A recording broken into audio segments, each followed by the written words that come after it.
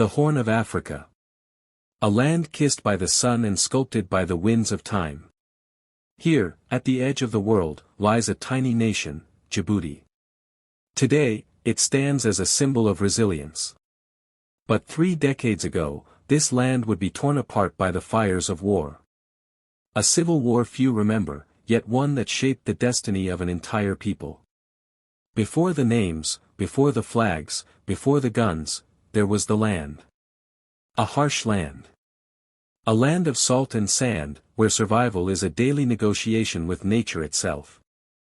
The blistering Danakil Desert. The shimmering Lake Assal, one of the saltiest in the world. The Gulf of Aden, gateway to the Red Sea. Harsh conditions shaping tough people. For thousands of years, this land was a crossroads. Caravans of incense, gold, and slaves passed through. This was the corridor of empires, Egypt, Aksum, Arabia, and beyond. To understand the war, you must understand the people.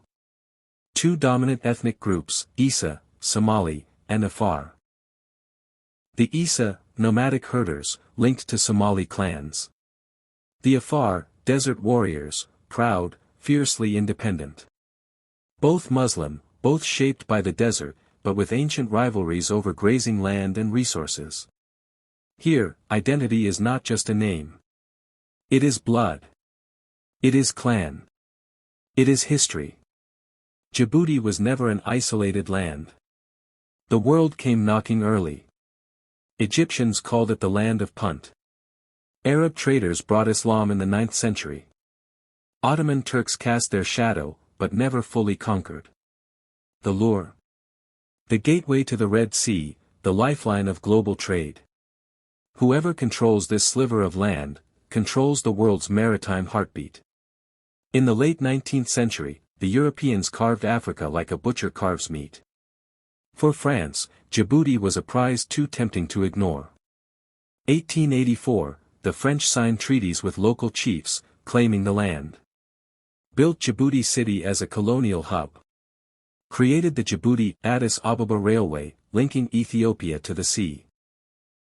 Imposed divide-and-rule policies, favoring the Issa over the Afar.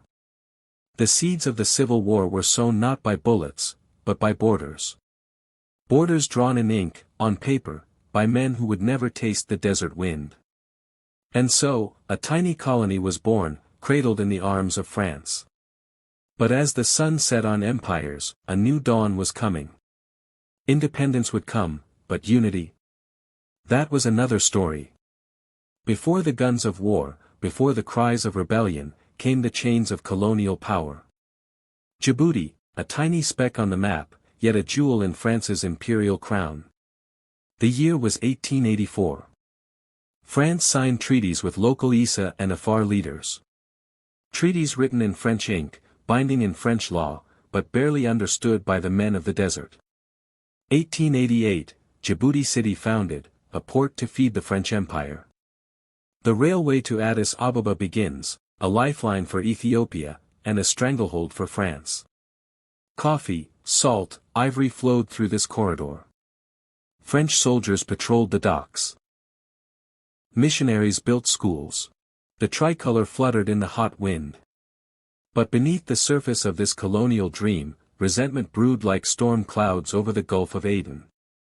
Colonial powers did not rule with guns alone. They ruled with division. The French favored the Issa Somali, granting them more opportunities in trade and administration. The Afar, traditional desert warriors, felt sidelined, left to wander the harsh interior, watching their influence wane. Jobs at the port? Mostly Issa. Positions in administration? Issa again. Afar resentment simmered in silence, but never died. Every school built, every law enforced, was a double-edged sword, progress on one side, humiliation on the other. Then came the storms of the 20th century, the World Wars. Djibouti as a strategic French naval base during World War I. The colony remained loyal to Vichy France during World War II, until the British blockaded the port. The people of Djibouti, mostly forgotten, suffered hunger, disease, isolation. When Europe fights, Africa bleeds. By the mid-20th century, the world was changing. Empires crumbled. Colonies demanded freedom. 1946, Djibouti became an overseas territory of France, renamed French Somaliland. 1958, a referendum on independence, no, said the majority. Why? Because France pushed hard for loyalty, and some locals feared Ethiopian or Somali dominance. 1967, another vote. Another no. France renamed it territory of the Afar-Issa, an attempt to balance ethnic power, but in truth, it deepened the divide. The Afar smiled at the name. The Issa sharpened their knives in silence. By the 1970s, France was running out of time. The world no longer tolerated colonial masters. Across Africa, flags of freedom rose like a tidal wave. Djibouti could not escape. 1977, independence finally declared. Hassan Ould Abdallah, an Issa leader, became the first president. France kept military bases. Issa took political power. Afar. Still marginalized. The seeds of ethnic rivalry, watered by decades of favoritism and neglect, began to sprout into something darker. Djibouti was free. But not united. And in this fragile new nation, the clock was ticking toward war. The empire was gone. But its chains remained. Chains of resentment, chains of inequality, chains that would one day break in violence. June 27, 1977. A new sun rose over the Horn of Africa. Djibouti was free. No longer French Somaliland. No longer a colony. A nation was born. On this day, streets of Djibouti city trembled with celebration. Hassan Ould Abdallah, the man of the hour, swore the oath as the first president of the Republic of Djibouti. A veteran politician, an Issa Somali leader. Promised unity, prosperity, and dignity. France withdrew, but not entirely. Military bases stayed. Economic influence lingered. The tricolor came down, but the shadow of Paris never truly faded. In theory, Djibouti belonged to all its people. In practice, power tilted one way. The Issa Somali majority dominated government positions. The Afar minority, despite historic strength, felt cheated. Political promises were made, but rarely kept. Jobs, contracts, opportunities, Issa hands held the keys. Resentment grows quietly. It does not shout. It whispers, and waits. Freedom is not enough. A flag cannot feed the hungry. Independence came with a price. Djibouti had little natural resources. Relied heavily on port trade, railway to Ethiopia, and French aid. High unemployment. Poverty spread like cracks in dry earth. Urbanization swelled Djibouti city. Slums rose in the shadows of shining government buildings. A country on paper, but in reality, a fragile state. In the 1980s, whispers became murmurs. Murmurs became voices. The Afar accused the government of ethnic discrimination. The Issa-led regime tightened its grip, fearing an uprising. Opposition parties silenced. Dissent crushed. Secret meetings in Afar villages. Men with old rifles, new anger, and one dream, equality, or revenge. The seeds of civil war had taken root. All they needed was a spark. 1991, the Horn of Africa was burning. Somalia descended into anarchy. Ethiopia bled from war. Eritrea fought for freedom. And Djibouti. Djibouti was about to join the flames. The Somali civil war collapsed Djibouti's eastern neighbor, flooding the region with weapons. Ethiopian refugees crossed into Djibouti, straining resources. In this chaos, the FRUD was born, Front for the Restoration of Unity and Democracy. Mostly Afar fighters, trained, armed, determined to challenge Issa dominance. The drums of war began to beat in the desert wind. And when they beat, they do not stop easily. Djibouti had fought for freedom from France. But now, it would fight itself. By the early 1990s, Djibouti was a land of broken promises.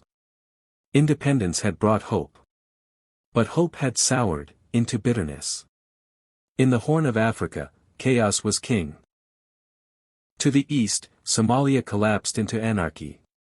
To the west, Ethiopia bled in civil war. Eritrea broke its chains in fire. Refugees poured across borders. Guns flowed like water. Djibouti watched the region burn, but its own embers glowed hot beneath the sand. The Issa-led government tightened its grip, sensing trouble. The Afar minority, long sidelined, whispered of rebellion. This was not a sudden storm. It was a storm that gathered, slowly, in silence. On paper, Djibouti was a republic. In reality, it was a one-party state. Hassan Ould Abdallah and his People's Rally for Progress (RPP) dominated politics. Opposition voices silenced. Dissidents exiled or jailed. The Afar demanded power sharing. The government refused. Talks failed. Promises vanished like mirages in the desert. And when words fail, bullets speak.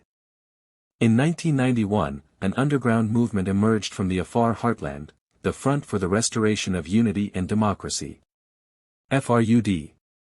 Formed by Afar intellectuals, defectors, and former soldiers. Goal: end Issa dominance, create real democracy. Base: rugged mountains near Obak and the northern deserts. Weapons: captured from government depots, smuggled across borders from Ethiopia and Somalia. They were not many. But they were determined. And in the desert, determination is a weapon. The war began not with a roar, but with whispers, then gunfire in the night. Attacks on police posts, ambushes on roads in the north. Government troops deployed, but faced guerrilla tactics. FRUD fighters knew the mountains. They struck, vanished, struck again. Villages were caught in the middle. Civilians began to flee. The desert wind carried the sound of gunfire. Djibouti had tasted war. As 1991 bled into 1992, the rebellion spread like fire on dry grass. Government declared emergency powers. French troops, still stationed in Djibouti, provided logistical support, but avoided direct combat. Roads became dangerous. Trade slowed. Hunger crept in. Reports of mass arrests, torture, and disappearances fueled anger. FRUD gained sympathy from Afar civilians, and even some Issa moderates. The Horn of Africa had another war. Small, but deadly. The first shots had been fired. But the storm was just beginning. 1991, the whispers of rebellion had turned into war cries. The Front for the Restoration of Unity and Democracy, the FRUD, was in the mountains. The government of Hassan Ould Abdallah was in the city. Between them lay a country too small for peace, and too proud to surrender. It began with ambushes. Isolated attacks on convoys. Gunfire that split the silence of the desert night. FRUD launched hit-and-run attacks on army posts near Obak and Tajura. They seized weapons, trucks, supplies. The government responded with heavy deployments, but their forces struggled in the rough, mountainous terrain. Civilians were the first victims, caught between rebels and soldiers, accused by both sides of betrayal. The war had no front lines. Only shifting sands and silent hills that swallowed men whole. The Afar fighters had something the government lacked: the mountains. Harsh, unforgiving, perfect for guerrilla war. FRUD bases hidden in caves and rocky ravines. Fighters moved swiftly on foot and camel, using the terrain as a shield. They struck army patrols, raided supply routes, and vanished like ghosts into the hills. The government launched scorched earth operations, burning villages suspected of aiding rebels. The mountains echoed with gunfire. And the wind carried the cries of the innocent. France still had its hand on Djibouti's shoulder. But this was no longer a colonial war, it was a balancing act. French troops guarded key installations in Djibouti city. Provided intelligence, logistics, and transport to government forces. Avoided direct combat, but their presence gave the regime confidence. Rumors spread, was this Djibouti's war, or France's shadow war? For the rebels, France was not just a distant empire. It was the silent enemy behind the government's guns. By late 1992, the war had reached its peak. FRUD controlled large swathes of the north. The government clung to the cities and the railway. Key battles near Tajura, Obak, and the northern highlands. Hundreds killed, soldiers, rebels, civilians. Djibouti's tiny population, barely 500,000, felt every bullet. Humanitarian disaster, villages emptied, children starving, families fleeing to barren camps. The land of salt and sun had become a land of blood.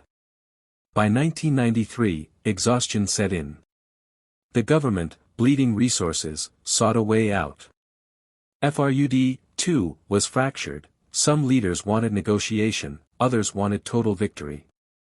Peace talks began in France, neutral ground for both sides. December 1994, a peace agreement was signed. FRUD split, moderates joined government, hardliners continued low-level insurgency. Hassan Gould remained in power, but promised reforms. The war ended not with celebration, but with silence. It was over. Or at least, the guns had stopped. But the scars? They would never fade.